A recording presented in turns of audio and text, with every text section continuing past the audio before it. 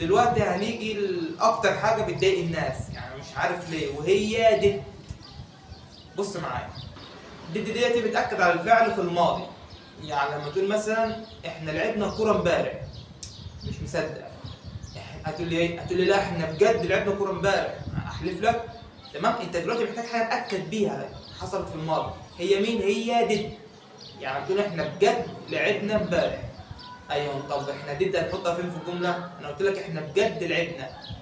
بجد دي جت مكانها فين؟ جت قبل الفعل، اذا دي تتحط مكانها قبل الفعل.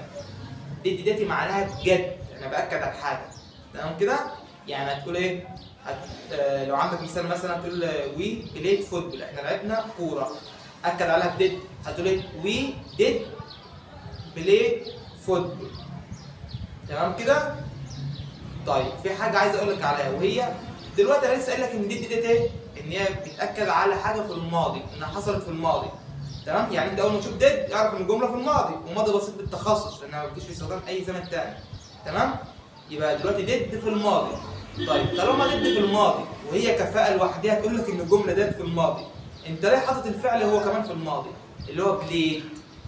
فدي تقول لك لا، انا طالما